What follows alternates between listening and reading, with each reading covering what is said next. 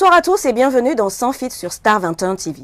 Depuis le premier régime de notre pays, les femmes ont été à l'avant-garde du combat politique.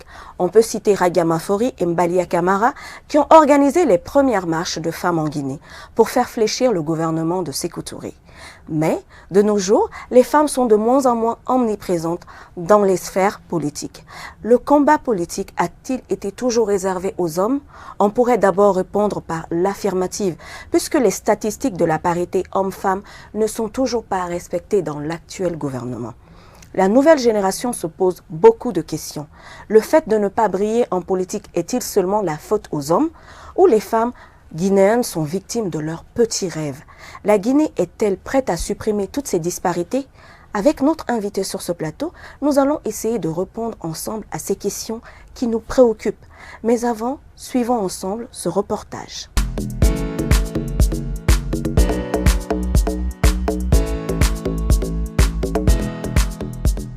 La politique, une activité à prédominance masculine, intéresse de plus en plus les femmes en République de Guinée, même si elles peinent à s'affirmer comme c'est le cas des hommes.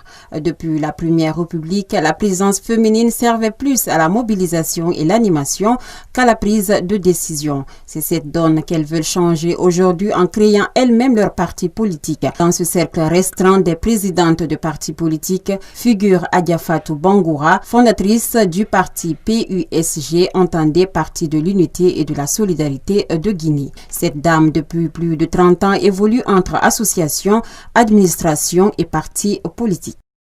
J'ai créé le parti en 2008. 2008, on m'a dit de faire 2 ans de formation.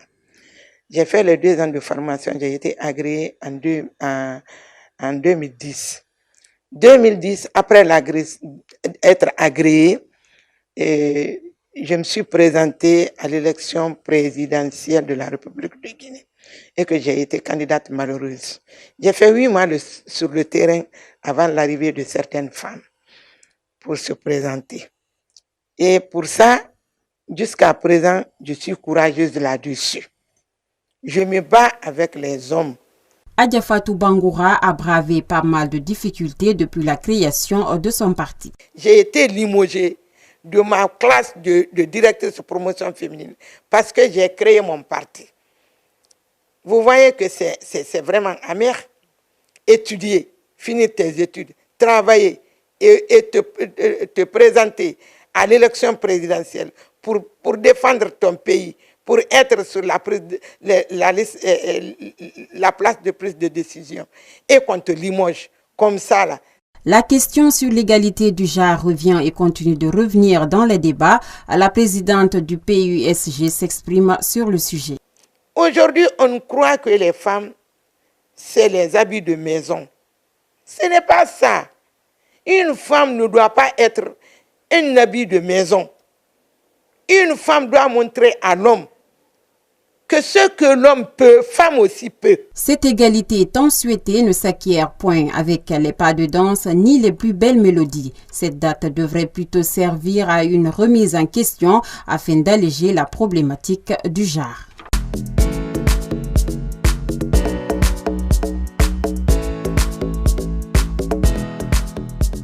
De retour sur ce plateau, nous sommes avec Dr Makali Traoré.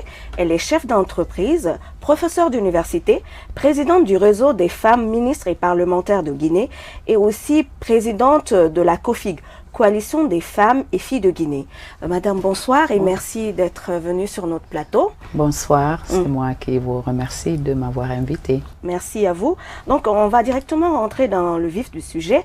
Vous êtes présidente du réseau des femmes ministres et parlementaires de Guinée. Pourquoi vous avez initié ce réseau? Alors, ce réseau, c'est pas moi qui l'ai initié, c'est les Nations Unies qui l'ont initié. D'accord. Dans les années 77. Pour un peu permettre au pays de capitaliser les expériences des femmes qui ont déjà assumé des responsabilités dans les pays respectifs. Et donc ce réseau a été créé en Guinée en 97, mais je suis la première qui ait été élue à la tête de ce réseau. Jusqu'en 2010, le réseau était chapeauté par la ministre de l'Action sociale, mais il s'est trouvé qu'elle a tellement d'occupations que le réseau ne marchait pas comme on le souhaitait, et nous avons décidé de réformer et de désormais élire la présidente. Je suis donc la première présidente élue. Je suis d'ailleurs à la fin de mon 2e mandat. D'accord. Donc, on parle aujourd'hui de la place des femmes en politique en Guinée. Alors, dites-nous, la femme politique doit-elle être un homme? Quand je dis un homme, c'est-à-dire qu'elle doit être plus masculine, elle doit retirer son côté féminin pour entrer en politique. Je crois que surtout pas. Parce que la femme a des qualités exceptionnelles, justement, de négociation, de persuasion, de conviction, qu'elle n'a pas besoin forcément de revêtir un caractère d'homme pour réussir en politique. Parce qu'il y a une complémentarité. Les hommes peuvent des choses, les femmes aussi. Et il est très important de capitaliser aussi ce différentiel à tous les niveaux. Non, la femme n'a pas besoin d'être un homme pour être une bonne femme politique. Elle ne doit pas, par exemple, s'habiller comme un homme. Par exemple, quand je dis ça parce que quand on voit Angela Merkel, elle reflète plus l'allure d'un homme qu'une femme. En tout cas, c'est ce que on voit, c'est ce qu'on sent. Est-ce qu'il faut être comme ça, s'habiller comme un homme, être comme un homme pour pouvoir s'imposer dans ce milieu? Non, je ne crois pas. Vous avez eu Indira Gandhi, vous avez d'autres modèles. Vous avez Madame Clinton, qui est très féminine. Je l'ai rencontrée il y a quelques mois. C'est une dame qui a des foulards, qui porte des couleurs de femme, qui est très douce. Non, non, non. Peut-être que ça peut correspondre à votre personnalité. Il y a des femmes qui sont plutôt homas. C'est-à-dire, quand on grandit dans un milieu masculin, qu'on n'a que des frères et qu'on est seule fille, l'éducation a un effet sur vous. Je pense que ça vient de là, mais ce n'est pas nécessairement pour s'affirmer, de se transformer. Non, je ne crois pas. Je crois pas. Donc, en Guinée, ici, on remarque souvent que les femmes sont de grandes mobilisatrices quand on fait des campagnes, quand on fait des sensibilisations pour adhérer à un parti. Mais au moment où ils doivent prendre des prises de décision, au moment où ils doivent avoir des postes, on ne les voit plus. Alors, quelle est votre analyse de la situation? Je pense que ça dépend un peu de la volonté politique. Vous savez, l'histoire de la Guinée est une histoire très intéressante de ce point de vue-là. Nous avons eu un premier président qui a donné une grande place, une place importante à la femme. La Guinée est quand même citée dans le monde entier comme ayant été le premier pays à faire présider le Conseil de sécurité par une Guinéenne. On a eu des femmes qui ont assumé de très hautes responsabilités dans ce pays. Donc, c'est avec l'arrivée des militaires au pouvoir que cela a un peu changé. Et puis là, ça reprend timidement, mais ça reprend quand même. Donc, c'est une histoire en dents de scie. Ce qu'il faut, c'est qu'il n'y a pas de... Je veux dire, il n'y a pas de caractère définitif à cette démarche-là. Bien sûr qu'il y a la volonté politique qui compte, mais il faut se dire que de plus en plus, on demande aux femmes d'être plus cultivées, plus instruites, plus engagées. L'enjeu est aussi beaucoup plus important et de toute façon, de plus en plus, les femmes comprennent qu'elles n'auront pas ça sur un plateau d'or et qu'il faut se battre pour aller chercher. Oui, vous dites que les femmes n'auront pas ça sur un plateau d'or, mais on a toujours l'impression que les hommes en ont sur un plateau d'or, parce que c'est plus facile pour eux.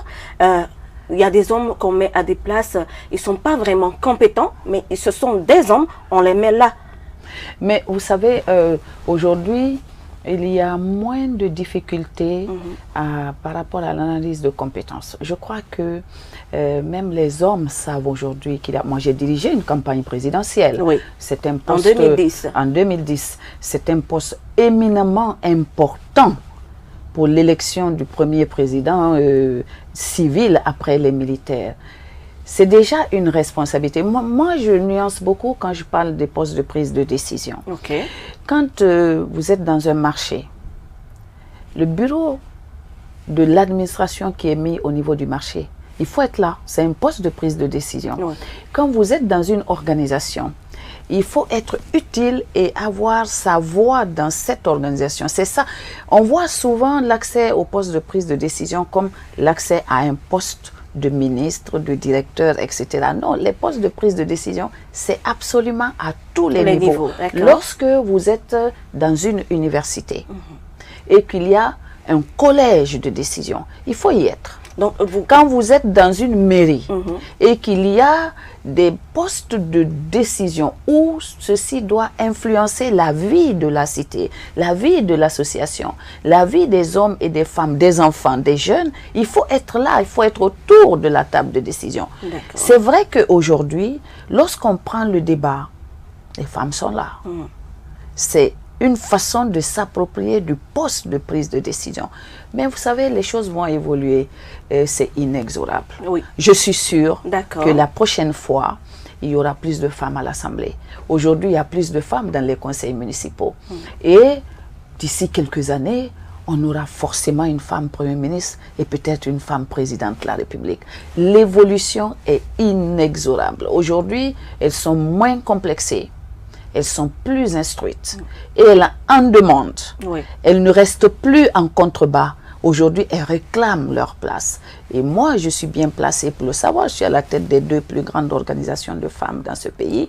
Et c'est vrai, ce qu'on dit aux femmes, ayez de l'audace, soyez décomplexées et faites briser les glaces. Et de l'audace, soyez décomplexés et faites briser les glaces. Donc, c'est votre conseil aux femmes. Hein? Absolument. D'accord. Alors, dites-nous, aujourd'hui, une femme qui veut se lancer en politique, comment elle peut concilier les deux, sa vie sociale et sa vie politique? Comment elle peut le faire?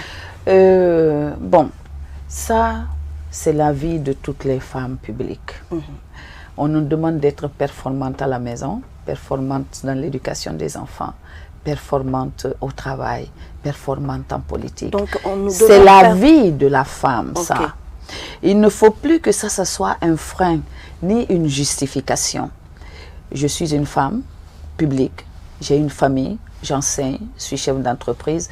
Ça nous demande peut-être plus de performance et plus d'organisation. Mais c'est absolument possible et je voudrais vous rassurer que c'est le quotidien de milliers de femmes qui se lèvent à 4 heures du matin et qui se couchent souvent après minuit. Voilà. Et moi, j'ai beaucoup d'espoir par rapport à cette problématique d'accès des femmes aux postes de prise de décision et surtout leur place en politique. Après avoir dansé et chanté, aujourd'hui, elles réclament de plus en plus d'être là autour de la table au moment où c'est décidé. Alors, est-ce qu'on doit pas arrêter de chanter et de danser pour qu'on nous prenne au sérieux? Non. Moi, je pense que on me prend au sérieux. Pourtant, je danse, je chante. Non, c'est pas. C'est peut-être une question de proportion. C'est peut-être une question de conditionnalité à sa danse et à sa chanson, pardon. Lorsque vous avez dansé et chanté pour quelqu'un et que malheureusement au moment du partage des postes de responsabilité, vous n'avez pas été là, mais cessez de chanter et de danser pour lui, par exemple. Voilà. Mon cas est encore un cas d'école. Moi, j'ai été avec le professeur Alpha Condé. Il a gagné. Il s'est mis à nommer tout le monde autour de moi. Ça, c'est un problème de volonté politique. Ce n'est lié ni à un problème. Tout le monde s'est demandé pourquoi pas vous. Ce n'était ni par incompétence, ni parce que le travail n'a pas été fait, ni parce qu'il y a eu un acte qui me... Parce que je lui ai posé la question. Il n'a pas su y répondre. J'ai posé la question moi-même. Mais je pense que ce qui aurait été dégradant pour moi, c'est si j'avais continué à chanter et à danser pour lui. J'ai arrêté, je suis passée à autre chose et j'ai tourné la page. Ça, c'est extrêmement important. Sinon, vous cessez d'être respecté. Ce n'est pas parce que vous avez dansé et chanté que vous n'avez rien eu au fait.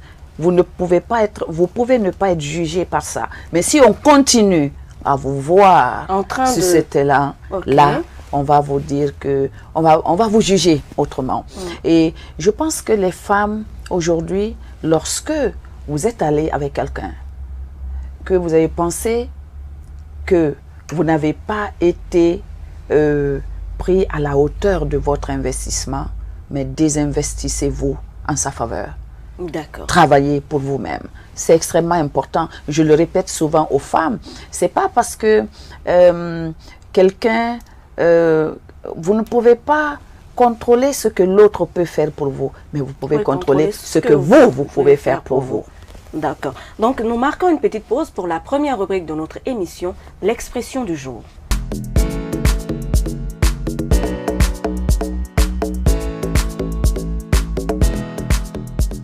Notre expression du jour aujourd'hui, c'est une citation de l'ancienne présidente du Libéria, Ellen Johnson. L'expression du jour. Si vos rêves ne vous font pas peur, c'est qu'ils ne sont pas assez grands. Ellen Johnson Sirleaf. Alors, madame, dites-moi, pensez-vous que les Guinéennes sont victimes de leurs petits rêves aujourd'hui, en 2019? Vous ne pensez pas qu'on aurait pu faire plus? Oh, je pense que ça nous renvoie au début de notre conversation. Quand on peut parler d'efforts, les Guinéens font beaucoup d'efforts. Quand il faut se mobiliser, les Guinéens savent se mobiliser.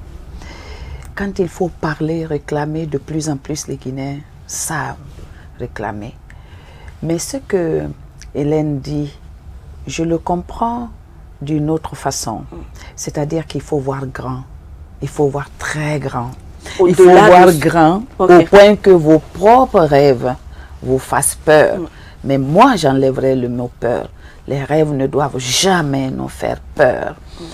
Quand moi j'ai décidé de réunir les femmes au niveau de la COFIG pour créer un lien entre les grandes dames et les petites dames, les dames à la base, il y a beaucoup qui m'ont dit, mais enfin, tu vas nous embarquer dans un travail difficile. Je dis justement, c'est quand c'est difficile qu'il y a un défi à relever. Aujourd'hui, c'est une coalition de 1079 organisations de femmes en Guinée.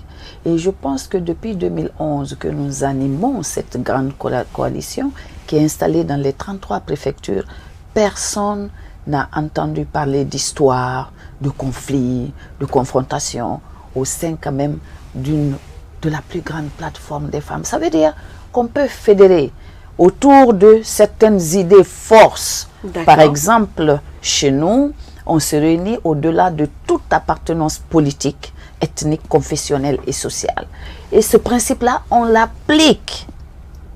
On n'est pas là parce que, ou alors on ne peut pas être là parce qu'on appartient à tel parti ou à telle ethnie. Non, on a transcendé ça et c'est un peu un modèle qu'on a voulu montrer aux Guinéens parce qu'aujourd'hui nous raisonnons tous selon notre amour, notre nom, notre ethnie. Et il fallait que les femmes donnent l'exemple. Cet exemple l'ont donné. C'était un rêve grand, immense. Oui. Mais on n'en a pas eu peur. C'est pour ça qu'on l'a réalisé. Vous avez pu intégrer cette vision aux femmes. Qu'est-ce que vous leur avez dit, par exemple, pour pouvoir adhérer à cette vision? Il y a l'exemplarité. Vous savez, quand vous-même vous dites aux femmes, il faut être ensemble au-delà des partis. Il faut que vous-même, vous soyez indépendants par rapport aux partis, que les partis ne puissent pas vous utiliser. Rassurez-vous, il n'y a pas de parti qui ne met pas des marchés pour que j'adhère à un parti. Je dis non, je suis à la tête de la plus grande coalition des femmes. Je n'adhère à aucun parti. Je suis à la tête des femmes pour les réunir. L'ethnie. Il faut que les femmes voient qu'effectivement, vous-même, vous n'avez pas de renom ethnique. C'est très important. Donc, l'exemplarité de la personne qui lead est fondamentale. Je pense que jusqu'ici, on a plutôt réussi dans ce cadre-là et c'est pour ça que l'organisation tient. Donc, dans votre organisation, les femmes, elles font quoi? Elles suivent des cours? Vous les formez à la politique, à l'entrepreneuriat? Comment ça se passe? Nous avons 4 grands domaines d'activité. Le premier qui est extrêmement important, c'est l'autonomisation de la femme. Quand vous n'êtes pas indépendant, financièrement, vous n'êtes pas libre. Si moi j'ai pu, après 2010, c'était exactement le 11 janvier 2011 que j'ai eu ma rencontre avec le président de la République. Et qu'il m'a dit que c'était à cause des problèmes d'équilibrage ethnique, etc. etc. Après avoir été directrice de campagne, je me suis dit, je n'ai plus rien à faire là. J'ai donc dit ce jour, je tourne la page, Monsieur le Président, et je suis revenue à mes activités parce que j'avais des activités. Sinon, je pense que dès le lendemain, je serais allée voir des ministres, des sages, demander au président de me mettre quelque part. Mais personne ne vous dira dans ce pays que j'ai été le voir pour avoir un poste. Parce que vous aviez vos activités, vous étiez indépendante déjà. Parce que j'ai estimé d'abord que s'il y avait quelqu'un pour venir dire au président, faites quelque chose pour un tel, c'est moi. C'est pas l'inverse. Ça, c'est un. De deux, parce que je suis indépendante. Je suis chef d'entreprise, je gagne ma vie correctement, je donne mes cours, je m'occupe, je suis encore utile à la société, je peux me rendre utile à la société autrement qu'à un poste ministériel ou à un autre poste nominatif. Donc ça fait que l'indépendance économique pour la femme est fondamentale. La deuxième chose, c'est les violences basées sur le genre. Il y a beaucoup de violences dans notre pays. Il y en a beaucoup. Et là, même mardi, nous faisons de la restitution d'une enquête sur les viols de petites filles extraordinairement grave dans notre pays. Inimaginable. 3 mois d'enquête, 552 cas de viol de petites filles, voire de bébés, 500? Dans la région de Conakry jusqu'au kilomètre 36.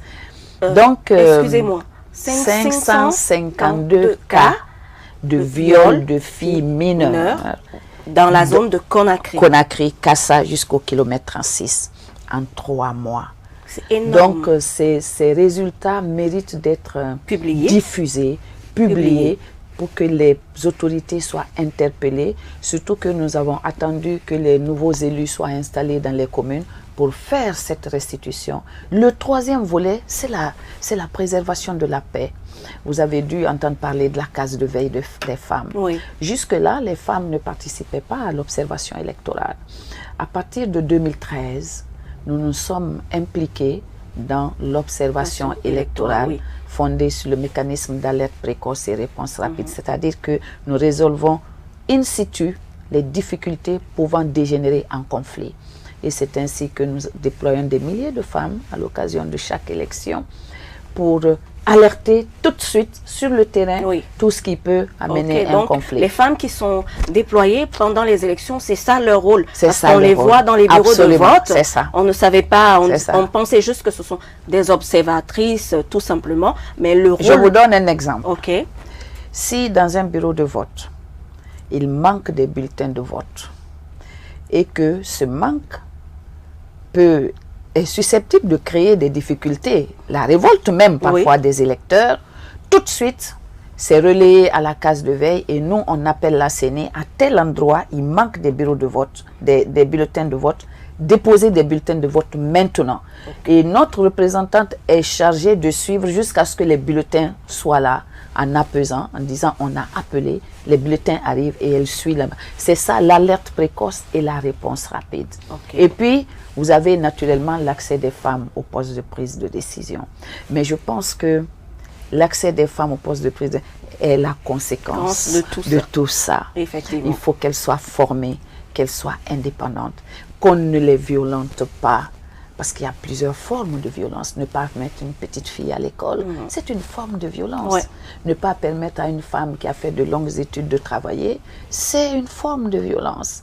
Donc nous travaillons vraiment sur les VBG avec une offre de service aux femmes, aux victimes.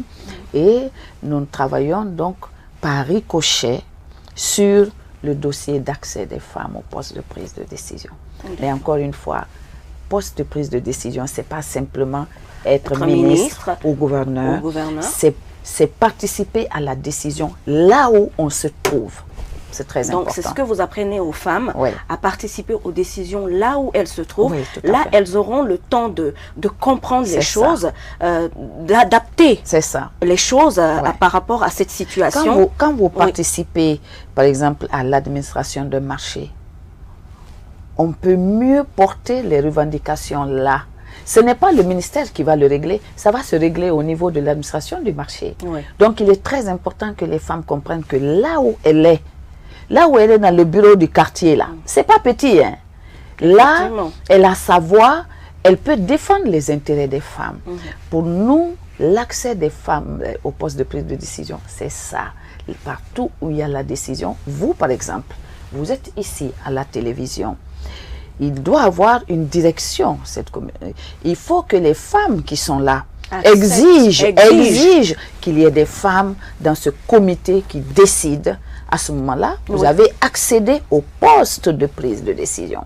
Comme ça, si on parle si on doit prendre des décisions par rapport au fonctionnement de votre télévision, votre voix comptera et par là, vous ferez passer les intérêts des femmes qui sont ici autour de vous. Vous nous donnez des idées là par rapport à toutes les femmes qui sont là et on va se regrouper et on va voir avec nos collègues hommes comment ça va se passer. C'est ça. Donc, c'est ça. Donc, on marque une petite pause pour la deuxième rubrique de notre émission, le nombre mystère.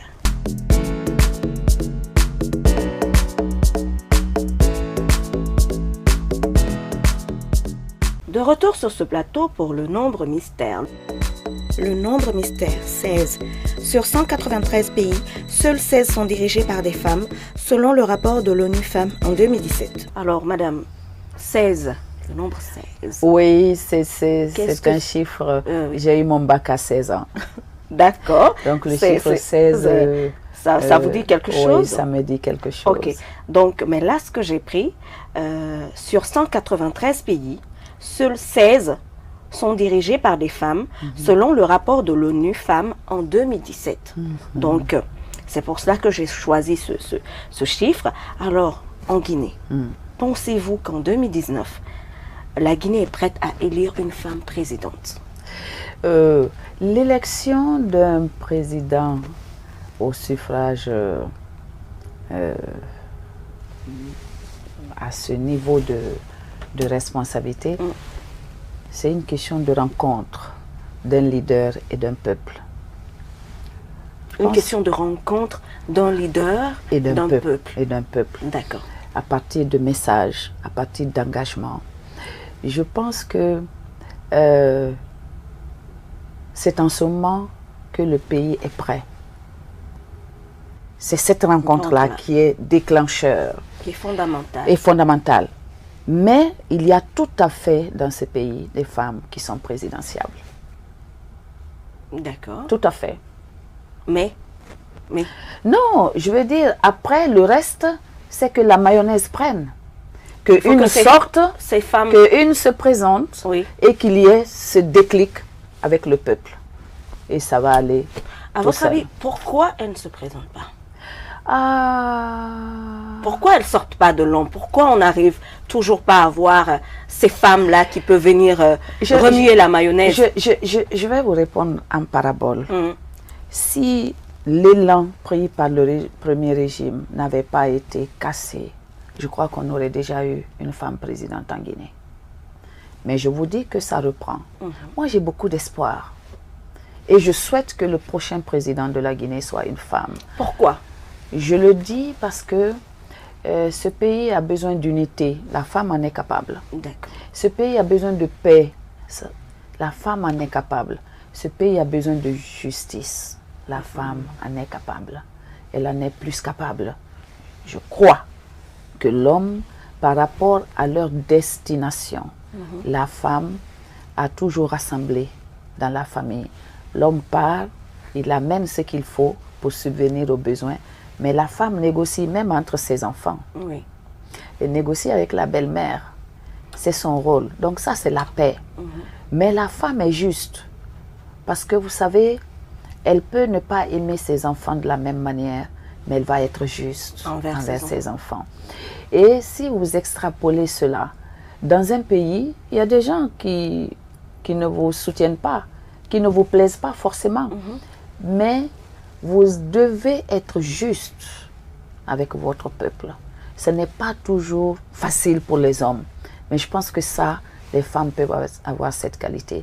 Donc, la paix, l'unité, la justice, c'est vraiment des piliers importants qui peuvent être alimentés par la femme. C'est pour ça que j'ai espoir et je souhaite d'ailleurs, je le souhaite vivement que le prochain, parce que le pays en a besoin. On a besoin aujourd'hui de plus de cohésion. On est tellement divisé aujourd'hui par la politique.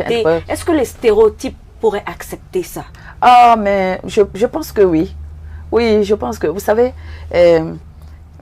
j'ai été ministre Oui, de la réforme. De la réforme.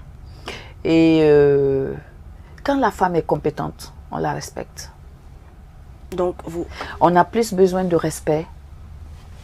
L'amour, c'est avec les proches et la famille.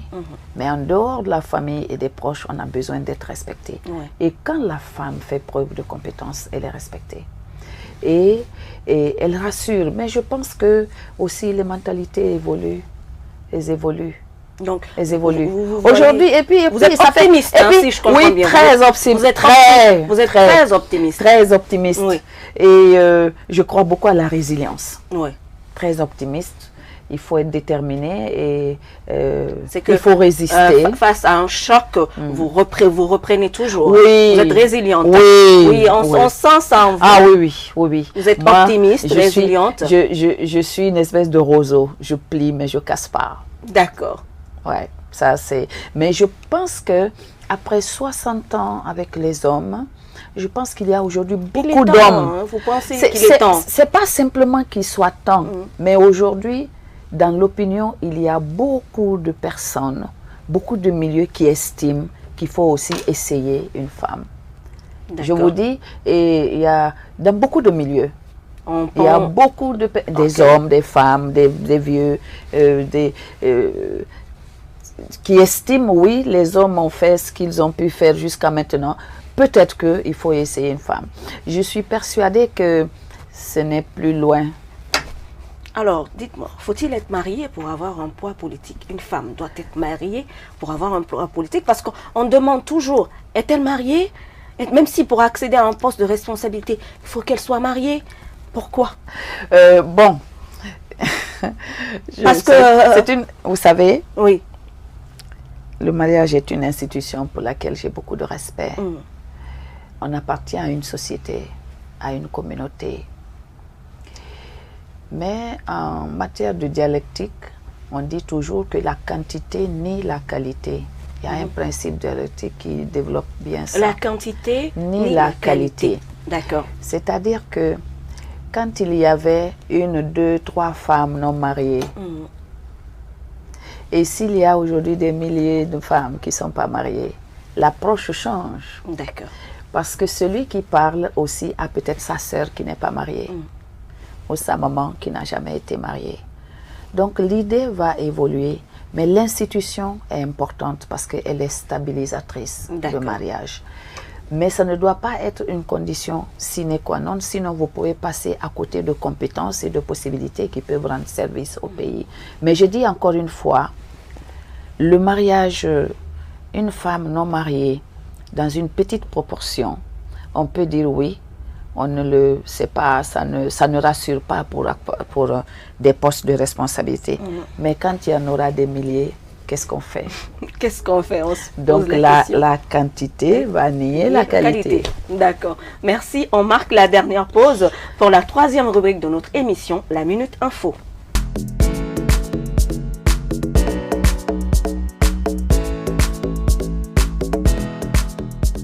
De retour sur ce plateau pour la Minute Info. La Minute Info. En janvier 2011, la Guinée a validé une politique nationale du genre. Docteur, nous sommes en 2019 aujourd'hui. Depuis janvier 2011, la politique nationale de genre a été validée. Aujourd'hui, en 2019, quelles sont les disparités encore que vous retrouvez entre les hommes et les femmes de ce pays? Bon, on a toujours l'impression qu'on n'a pas les mêmes chances. Vous savez, c'est très important d'adopter une politique nationale du genre. Oui. Ça a été un travail pour lequel on s'est battu pendant des années. Des années, oui.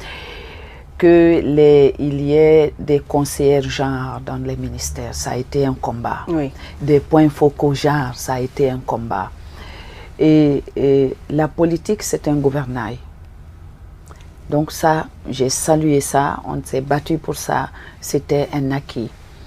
Je pense quand même qu'avec le professeur Alpha Condé, il y a eu beaucoup d'évolution. Aujourd'hui, dans les cabinets ministériels, vous avez beaucoup de jeunes femmes qui arrivent, qui sont nommées. Il y a de nouvelles il faut le saluer, il faut saluer ça, c'est extrêmement important. Mais c'est insuffisant. Par exemple, on a eu un moment 7 ministres au gouvernement et à des postes importants. Aujourd'hui, il y en a moins. Oui. On ne peut pas faire 2 pas en avant. Il dit pas en arrière. Et 1 pas en avant et 2 en arrière. Oui. Ça n'est pas normal. Ça, c'est un recul. Donc, en même temps que nous saluons l'évolution au niveau de cet accès, au niveau des services centraux, autant nous estimons qu'au niveau de la représentation gouvernementale, il y a eu un recul regrettable. La politique de genre est extrêmement importante parce qu'elle permet de concevoir les politiques scolaires, permet de concevoir les politiques de violence contre les jeunes filles, les violences basées sur le genre, la formation, le renforcement de capacités. Tout ceci est extrêmement important. Mais ce que je voudrais dire aux femmes, au-delà de ces politiques, c'est que quand on te lave le ventre, il faut se laver le dos. C'est très important que les jeunes filles comprennent que la meilleure garantie d'avenir, c'est l'instruction, c'est l'école, c'est rien d'autre. Quand vous êtes instruit, vous faites respecter. Encore une fois, on peut ne pas vous aimer, mais on vous respecte. On doit vous respecter. On doit vous respecter. Vous avez un meilleur relationnel avec votre époux. C'est les relationnels qui sont basés sur le respect mutuel. Et vous apportez quelque chose à votre famille. Vous êtes utile pour vos enfants. Parce que, au-delà de l'école, on apprend 80% de ce qu'on sait en dehors de l'école. Et ça, la maman peut jouer un rôle extrêmement important. La politique du genre, c'est donc un gouvernail qu'il faut saluer, mais il faut rester collé et vigilant parce que les hommes sont capables de faire 1 pas en avant et 2 en arrière. 2 en arrière. Alors, aujourd'hui, en 2019, quelle est votre vision de la femme guinéenne dans le futur? Imaginez, la femme guinéenne, qu'est-ce qu'elle sera dans 10 ans? Je voudrais que dans les prochaines années, il y ait beaucoup de femmes à l'Assemblée nationale. D'accord. L'Assemblée, c'est le lieu où on vote les lois. Les lois.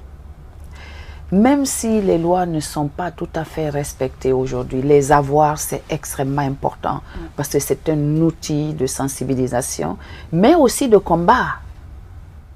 Quand vous avez la loi de votre côté, vous pouvez lever le ton et on ne réussit jamais à l'insu de soi. Il faut investir l'Assemblée. Il faut que les femmes, les prochaines élections, exigent d'être en position d'éligibilité sur les listes électorales. Il faut même qu'elles aient l'audace de faire des listes à majorité de femmes. Nous avons aujourd'hui des femmes dans ce pays qui sont populaires, des femmes qui ont du monde derrière. Il ne faut pas toujours se mettre derrière les hommes, mettez-vous aussi devant. Soyez audacieuse, ce n'est pas de l'insolence. Soyez ambitieuse, ce n'est pas insolent. Dans le respect de nos coutumes, de notre culture, dans le respect de la loi, il faut absolument qu'on investisse l'Assemblée. C'est extrêmement important et nous, on va faire de la sensibilisation dans ce sens. Alors, docteur, dites-nous, quel est votre dernier mot sur notre sujet? Merci beaucoup. Je voudrais dire aux femmes de Guinée qu'elles sont importantes. D'accord. Qu'elles sont majoritaires dans ce pays, qu'elles sont le pilier, qu'elles sont le socle, que ce qui leur manque, c'est la décision. Décision pour faire bouger les choses en termes de paix, en termes de protection des femmes, en termes de solidarité, en termes de justice dans ce pays. Et de ne jamais oublier celles qui ont pu être de l'autre côté de la rive, qu'il y a des femmes derrière qu'il faut porter, qu'il faut aider, qu'il faut accompagner. Et que la solidarité féminine est vraiment notre raison d'être. Elle ne doit pas être un vain mot. Elle ne doit pas être un vain mot. Il faut que celles qui ont réussi pensent à celles qui ont moins réussi. Il faut que celles qui sont en haut de l'échelle pensent à celles qui sont au bas de l'échelle. C'est un peu le sens du lien qu'il y a entre le réseau des femmes ministres et parlementaires et la coalition des femmes et filles de Guinée. Je vous remercie. Merci madame d'être venue dans notre émission. On a tellement de choses à dire sur l'avenir des femmes, sur les femmes en politique, sur surtout leur implication dans la vie sociale. On vous remercie d'être venue. Chers téléspectateurs, on était avec Dr Makale Traoré, chef d'entreprise, présidente de la COFI, Coalition des femmes et filles de Guinée, présidente du réseau des anciennes femmes ministres et parlementaires de Guinée et aussi professeure d'université. On vous dit merci et à bientôt dans une nouvelle émission de Sans Filtre sur Star 21 TV.